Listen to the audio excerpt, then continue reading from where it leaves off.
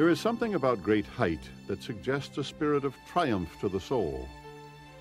It forces people's vision to heaven, while it offers a calming perspective to the chaos of the world below.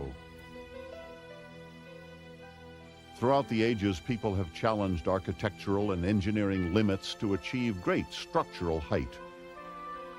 Sometimes to spy on enemies approaching from a distance, and at other times in an attempt to get closer to God.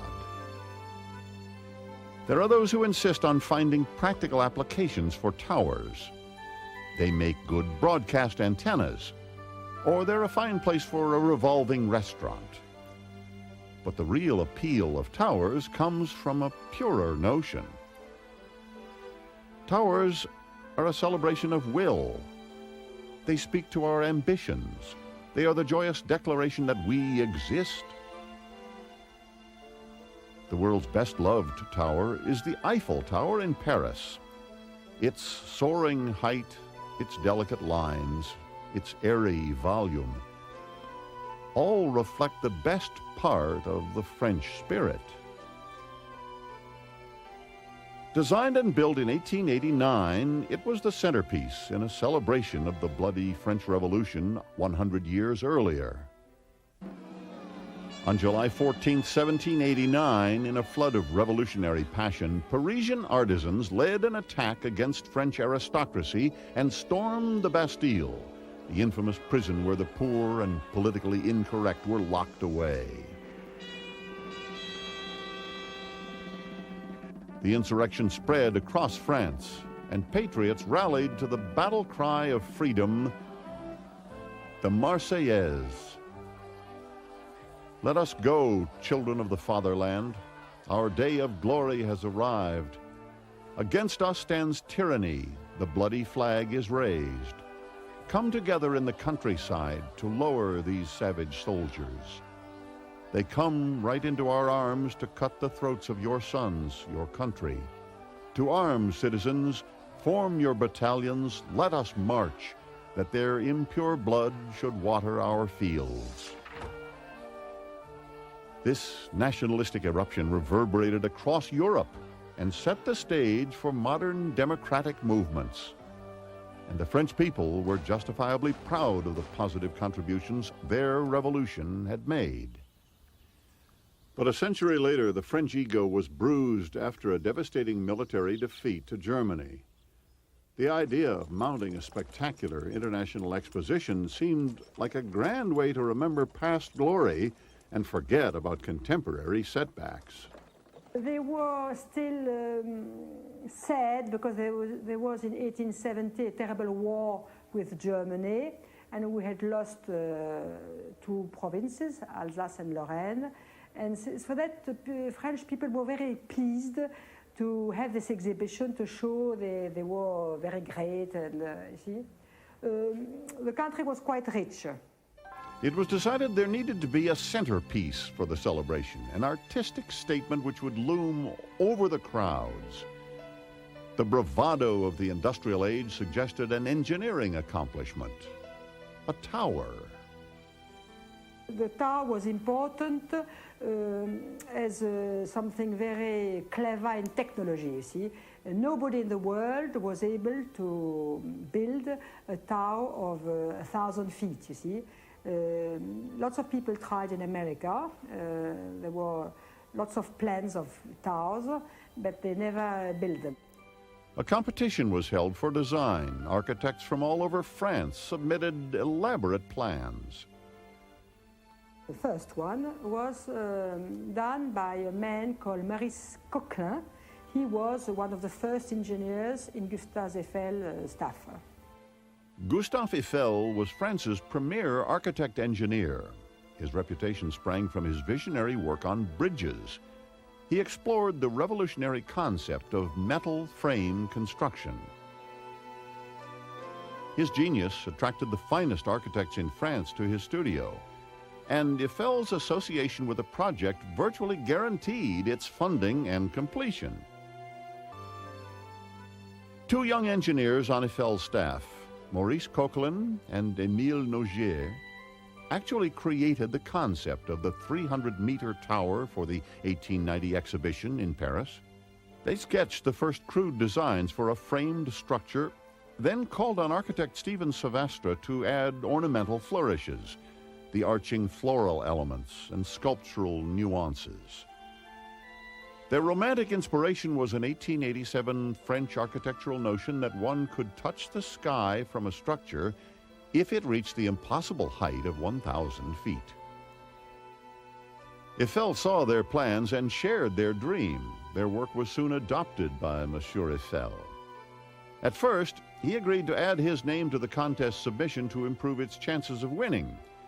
But he quickly became interested in the tower concept and began to add his own unique flourishes. Once Eiffel's name was on the project, everyone knew the outcome of the competition. With his social and political connections, Eiffel was well equipped to push the project through the Parisian bureaucracy. And he had the technical ability to transform the project from a paper design to a three-dimensional reality. The tower was designed to represent France's participation in the industrial age. As a symbol and as an engineering challenge, there was a lot riding on the success of the tower. But Eiffel was determined to exhibit the same innovative spirit in construction that he had employed in the design.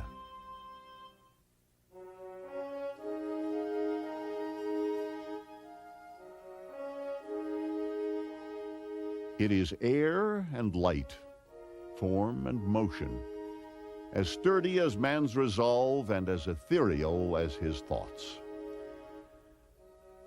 The Eiffel Tower is as much an idea of structure as it is an extraordinary physical monument. And the process of its construction reflects both the concept of prefabrication from the industrial age and the advanced building theories of the dawning 20th century. February 28, 1887. Gustave Eiffel gathered a crowd of dignitaries to witness the commencement of construction. He was 53, and this tower was to be his crowning achievement. As the ceremonies proceeded, 50 engineers were still drafting over 5,300 detailed blueprints for the 132 workmen at the site. It would take 4 months to lay the foundation for the legs. 2 pillars were set on 6.5-foot thick concrete slabs set 23 feet below ground. The remaining 2 legs were positioned so close to the Seine River that watertight metal dams had to be lowered into the damp earth so the concrete could set beneath the seeping water line. The square encompassed by the 4 legs was 426 feet on each side, broad enough to distribute evenly the structure's 7,000 tons of iron. Onto these foundations arose masonry bases embedded with 2 anchoring bolts for each of the 4 feet. From here, the legs would rise at a sharp 60-degree angle as hollow framework beams. The beams were made of angle brackets and flat bars riveted together with stiffeners attached to the sides. 4 of these assemblies combined to form the entire beam. The beam had the same structural dynamic as a series of interlocking cubes. And this is the genius of Eiffel's design. The framework support is as sturdy as solid stone, at only a fraction of the weight. It was also easily erected with standardized, inexpensive, prefabricated materials. Eventually, 18,000 metal parts and 2,500,000 rivets would comprise the tower. Yet all of the pieces are either flat bars, angle brackets, or plates. The first stage of the construction was also the most critical. All 4 legs needed to rise simultaneously and meet on an exact horizontal plane at the tower's first floor. The radical angle demanded scaffolding support for each of the legs, and a center scaffold to support the center ring girder which held the structure together. 800-ton thrust jacks, operated by manual hydraulic pumps installed under each leg, helped to raise and lower the 4 sides independently in order to reach the required precision. When this was achieved, Gustave Eiffel knew there was nothing that could stop the completion of his dream, although there were those who would try. Eiffel was annoyed by people who lived near the tower, who said that it will fall on their houses. And nobody would cover the risk. He covered it by himself. Likewise, many people feared that the tower would destroy the Paris skyline. When it was started to be constructed, some people tried to stop it, you see. And some painters, writers, architects wrote a letter saying it's a scandal. The Paris arts community saw the tower as a rude industrial imposition on the city's beauty. Dozens of French writers and painters attacked the tower in a public declaration.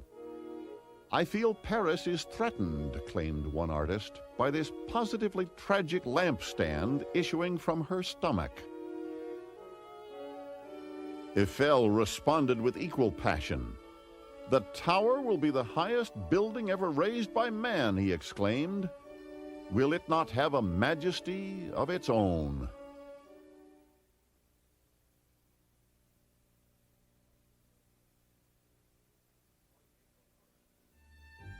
By April 1st, 1888, the 300-meter Tower of Paris was an eruption of iron lifting skyward and carrying with it the spirit of France. And finally, the general public, it seemed, was falling in love. The people in Paris, general public, really felt a very strong feeling of admiration toward this tower. What had begun as the skeletal suggestion of form was now exhibiting grand, flowing design. The graceful rise of the legs, the arcing, decorative additions contrasting with the stern regimen of exposed bolts. Here was a work of art that spoke to an aggressive world preparing for dramatic change. The work progressed with lightning speed. Eiffel was mounting the operation as if he were conducting a war with crisp military precision. The structure was in fact prefabricated in the Eiffel factory. While the tower was assembled, at the most you had something like 300 people working on the site. Bits of the structure littered the site like scattered pieces of a child's erector set.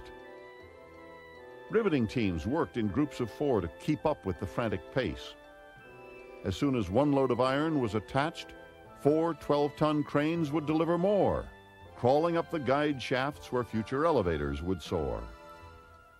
The second floor was finished a little over a year after the start of construction, and less than a year after that, on March 31st, 1889, the entire tower was complete. It had taken only 2 years, 2 months, and 5 days to build what would be the world's tallest structure for the next 40 years. Remarkably, there was not a single death as the result of the challenging and dangerous work. Eiffel himself was the first to climb the 1,710 steps to the summit and unfurl the French tricolor flag. Beneath him, the city of Paris. It seemed as if its soul was being funneled up the mighty legs of the tower and sprayed across the sky in a celestial celebration. When the 1889 Universal Exposition of Paris was officially opened, the glittering centerpiece was the 300-meter tower. Officials called it the greatest crowd flabbergasting machine ever built. But soon it was simply to be known as the Eiffel Tower.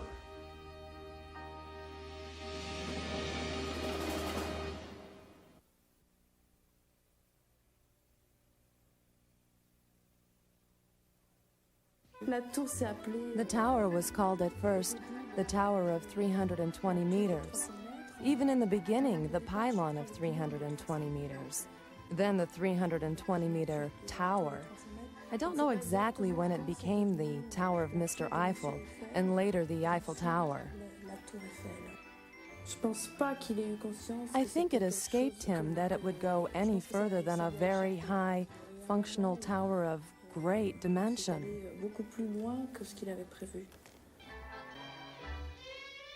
The Eiffel Tower is rooted in both the majestic and the mundane. It may have been the tallest structure on the planet, but it was equally cherished by Monsieur Eiffel because of the tremendous personal income it generated. You know, Mr. Eiffel practically funded the construction of the tower. In fact, he paid for most of it, and he made a deal. He said, if you give me the right to work on it for 20 years, I'll agree to finance it 80%. If he had not believed in the success of his tower, he would not have jumped into this venture in which he succeeded so magnificently. Monsieur Eiffel had a private apartment on the tower from which he conducted scientific experiments and met with important dignitaries.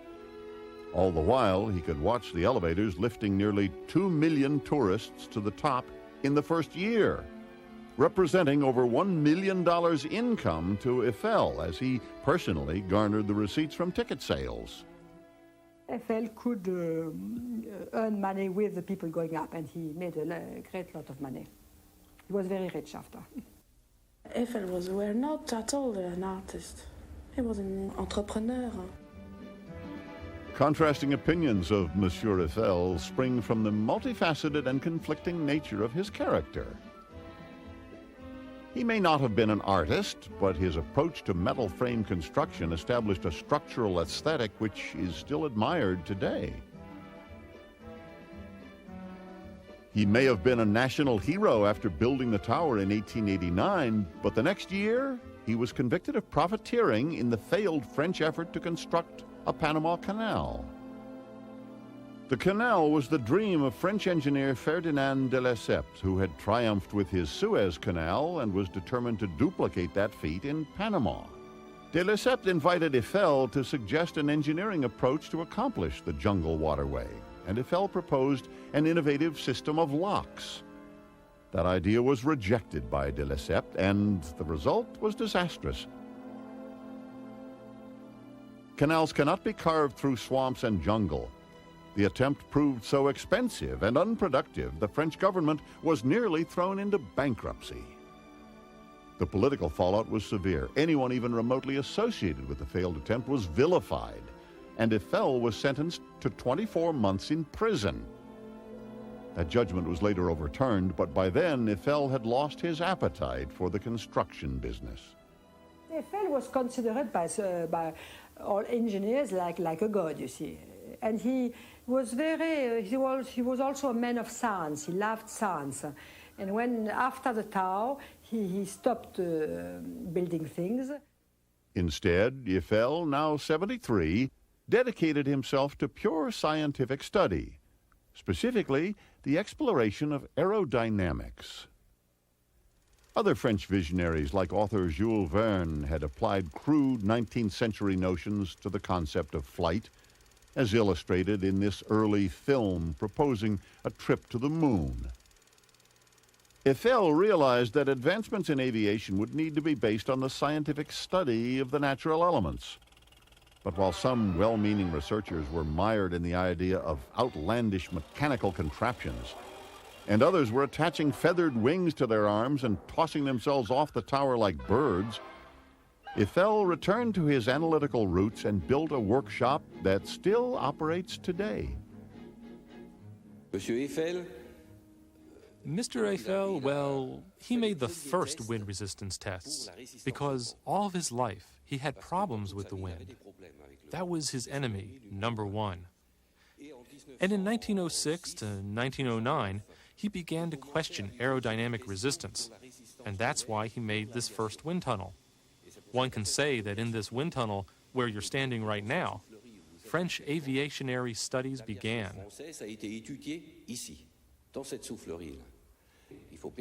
I must specify that the tunnel, the ventilator, the motor, and all of these are originals. We don't touch them.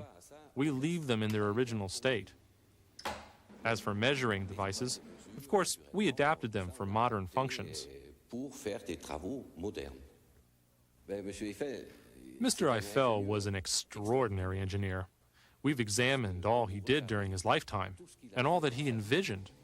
And today, we are doing things that Mr. Eiffel already did in 1917.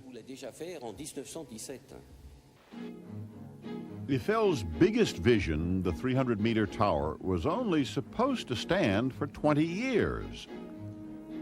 But he had grown accustomed to using the structure as his personal reception area, a way to maintain his high profile over Parisian society.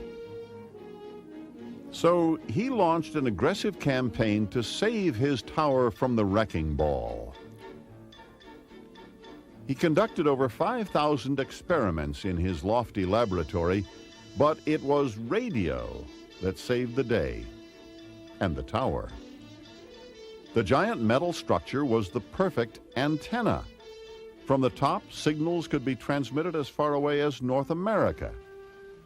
So although destined for demolition in 1909, Eiffel's tower won a reprieve as radio helped France monitor the dark clouds of war looming over Germany. In 1914, World War swept over the European continent. For Paris, the conflict came so close that soldiers often took taxis to travel to the front lines. But with the help of the Eiffel Tower, generals could listen in on the movements of the enemy and declare Zeppelin alerts from their elevated perch. In 1923, 5 years after the last echoes of the war, Gustave Eiffel died. Throughout his 91 years, his vision propelled France to the forefront of emerging technologies. His interpretation of design and structure as represented by his tower was the world's introduction to basic 20th century principles. The future of construction would forevermore be linked to the unified participation of modest, interlocking elements.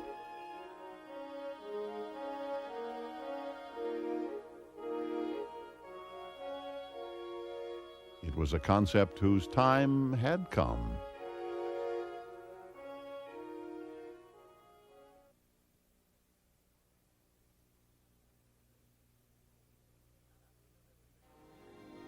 After the devastation of World War, Paris was anxious to lift its battered spirits and embrace a brighter day. Yet some sensed a subtle, desperate undercurrent to the celebratory esprit. It was as if the frantic good times were masking the many issues the war had left unsettled. Paris in the 20s attracted a lost generation, disillusioned with traditional values and philosophies. Some of these post-war Parisians were actually American artists and intellectuals, searching for meaning in a seemingly chaotic world. F. Scott Fitzgerald and his wife Zelda, Charlie Chaplin, movie stars, painters, and a mixed assortment of creative individuals became attracted to a French revolution in thinking called existentialism. Is what we are the sum of our existence, our time and poetry, nothing more than absurdist fantasy? Darker themes of alienation started to emerge in the arts, and ironically, the tower provided a visual and symbolic link to a lighter and more stable time. After all, Gustave Eiffel had created weightless beauty from dense, heavy metal, a very reassuring concept. The Eiffel Tower is not only the iron composing it, but also what's inside, air, captured in a lattice work of metal. Some visitors feel that they are in the middle of nowhere. The sensation suggests that it's not only the structure, but also its void, which is the essential material of the Eiffel Tower. The tower's bold composition seemed a poetic link between the 19th and 20th centuries. A link which would be brutally severed when fascism, racism, and systematic murder erupted from the ashes of Germany's defeat in the First World War.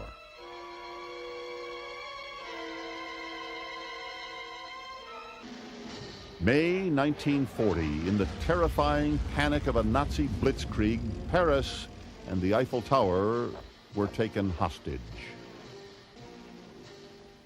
But German troops found it difficult fully to utilize the monument.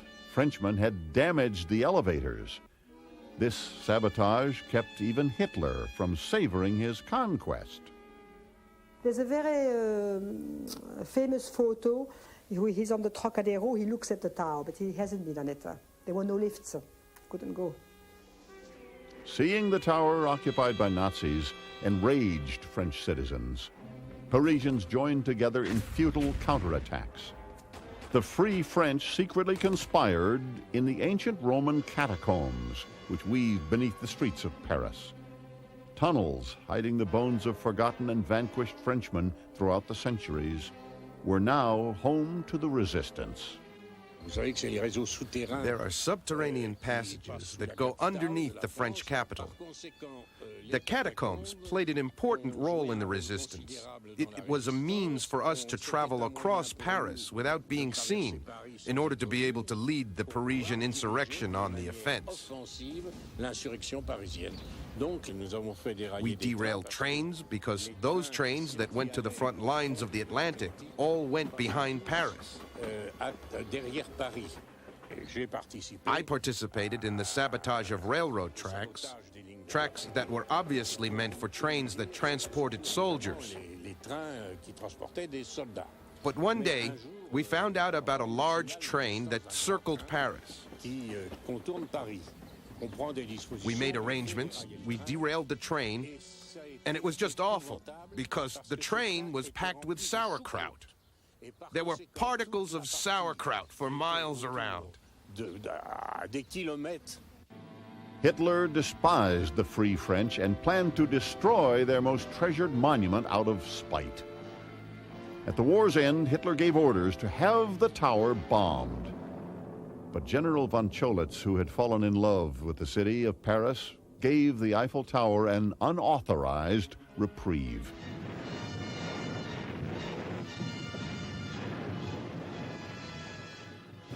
People of Western Europe, a landing was made this morning on the coast of France by troops of the Allied Expeditionary Force. The hour of your liberation is approaching.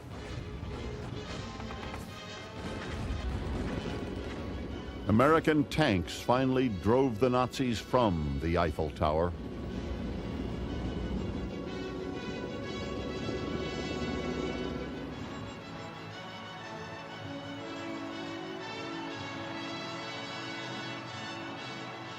But when liberation finally came to Paris, the French government was in a shambles. The old leaders were gone. The next generation was ill-equipped to raise the country to its former glory. From 1945 through 1960, the people of France voted 20 different provisional governments into power. It was political chaos. Until General Charles de Gaulle was finally persuaded to lead the country out of post-war calamity. Only a man of his strength and broad appeal could have saved the Republic. De Gaulle rallied the disheartened country and gave France back its spirit. Its soul, however, had always been protected in that giant cage of the Eiffel Tower. But just as France needed a new vision for the second half of the 20th century, the Eiffel Tower needed a new commitment to its care and maintenance if it were to stand at all.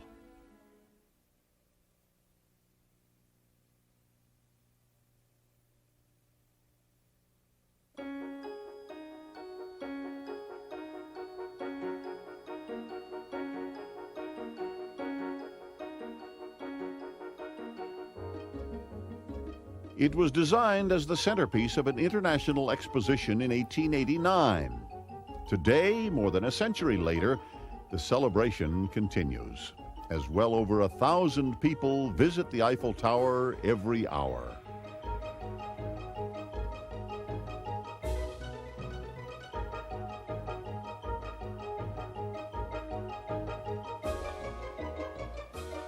There are 4 elevators to carry them to the top, one in each of the tower legs, rising at a steep 60-degree angle.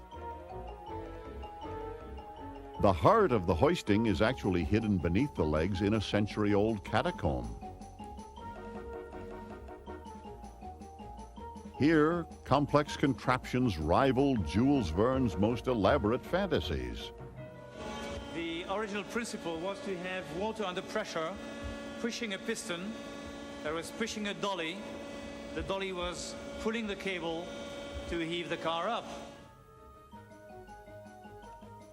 The 100-year-old technology forms an animated mosaic, giving the impression that the lifting is done by a giant mechanical toy. These piston rings, which are inside here, they're square cotton wreath about that big, which you press in, and they're greased with mutton fat. See it? See it? Very white, very nice one. Twice a week here, it smells like having a méchoui, you know, this North African roasted lamb. That's it. All technology works beautifully. That's leather.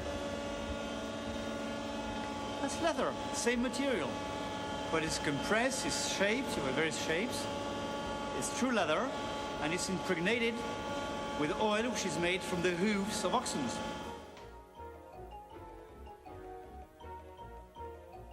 In 1980, officials decided to upgrade the system by blending the old technology with the latest high-tech equipment. It's like mixing the engine of a Ferrari and the engine of a Mack truck. At the third level, a second bank of elevators carries passengers vertically to the summit. Atop the structure, maintenance is non-stop. Every day, a small but determined team of 25 workers walk the narrow iron supports for the 18-month job of painting the tower. The process is the same today as when the tower was originally painted. Over 50 tons of paint is required to complete the task, a task that is repeated every 7 years. I was 18 years old when I began this job in the air as an industrial painter. To work on the Eiffel Tower, such an important monument, I feel privileged and happy. But being a painter is somewhat specialized. You have to be physically strong and have a good morale. It's dangerous. One requires strength and balance, of course.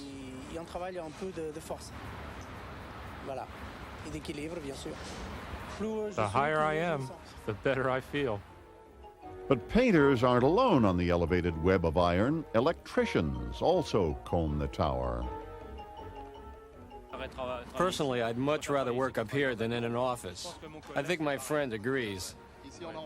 Oh, absolutely. I mean, we get to be outdoors. We like what we do.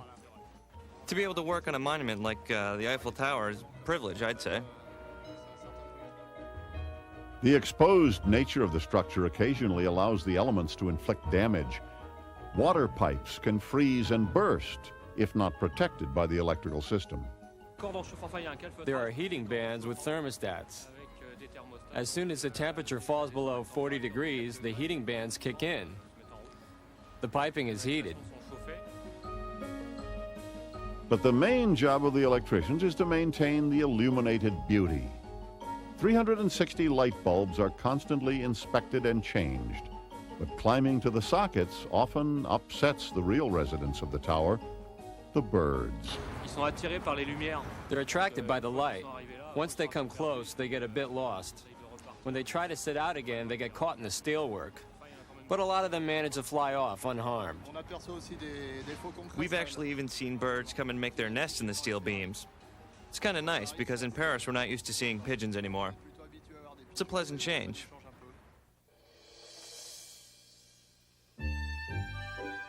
Early evening, the sun casts its last golden pink rays over the city of Paris, the homes, the museums, the monuments and cathedrals, and the couples who gather on the tower. The tower responds as if its own glorious wash of color is the reflected glow of lovers.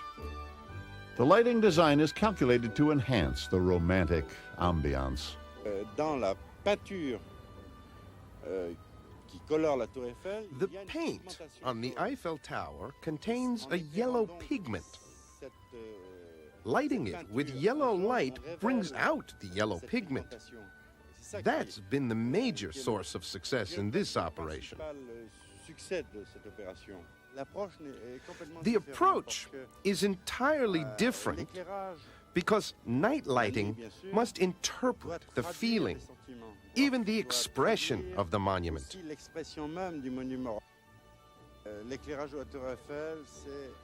The Eiffel Tower lighting seeks to validate the architecture of this star attraction in Paris. It's the star of Paris at night.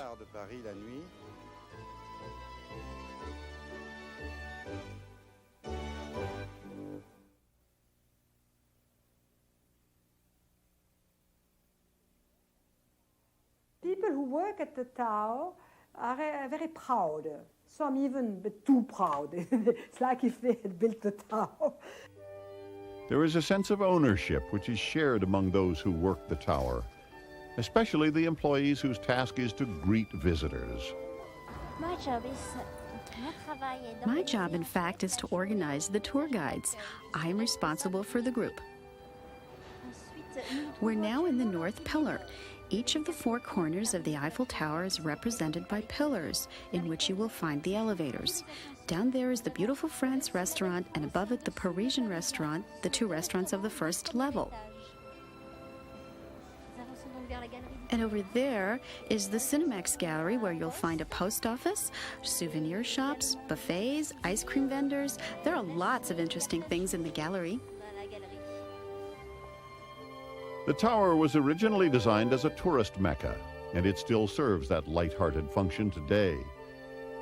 But its magnificent vistas and staggering height sometimes attract a darker element. People periodically try to jump off the Eiffel Tower. Already 380 people have committed suicide. That's an average of about 3 or 4 a year, so we regularly try to control the situation. We try to reason with them. We would try to find out their motive. We discuss it with them. We try to talk with them as much as possible until security comes, and from then on, it's the fireman's responsibility. More often, a tour guide has the opportunity to see people in a more festive and romantic mood. I have seen a lot of couples walking arm in arm. They often come to celebrate an event or an anniversary.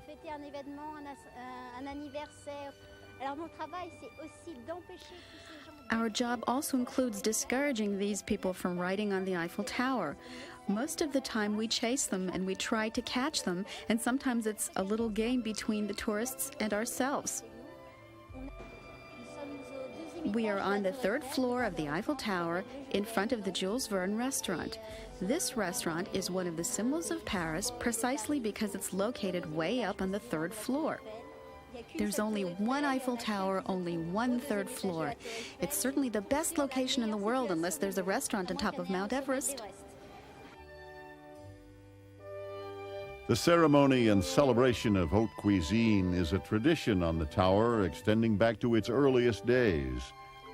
Food is more than nourishment for the French. It is a passion. It happened about 6 months after I arrived in Paris. I informed my wife that I had a mistress. She just stared at me. And I said, she's an old mistress. She looked even more surprised. After about 5 minutes, I told her my mistress is the Eiffel Tower. Some artists paint, some work in stone.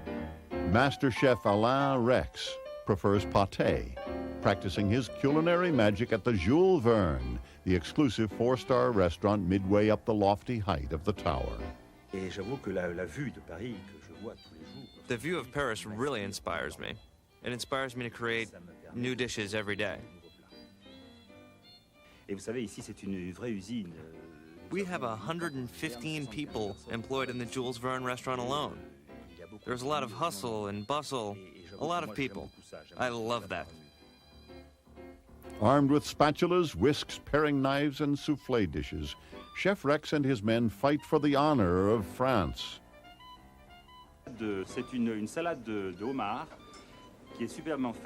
Today's special, a lobster salad and coral sauce. It's French lobster. The tower was designed to inspire the common person to new visions. It also encourages the imaginations of artists to soar. At the Jules Verne restaurant, these two dynamics take flight. It is an appetizing blend that could only happen in the City of Light.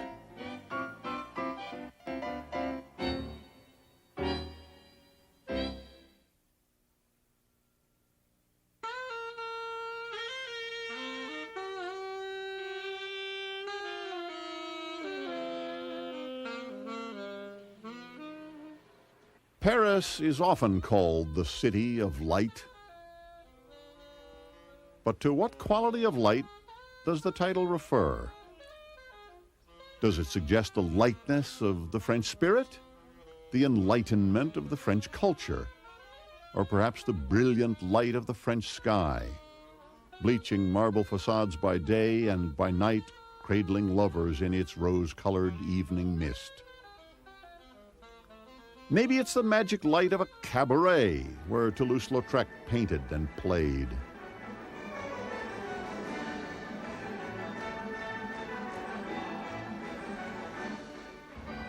Or the glittering sparkle of a merry-go-round reflected in the eyes of the young at heart.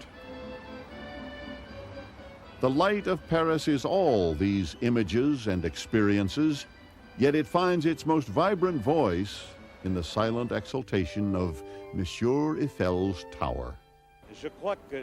I believe that the Eiffel Tower has taken an entirely unique place in the world.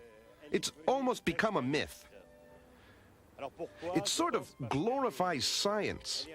It was built during an era when it was thought that science and technology would make mankind happy. I believe also, because of its shape, it is very, very special and can be easily drawn. I think also that it is a useless object, and that a useless object has a great therapeutic value. So the Eiffel Tower stands as a monument to those things we cannot grasp, our joys, our hopes.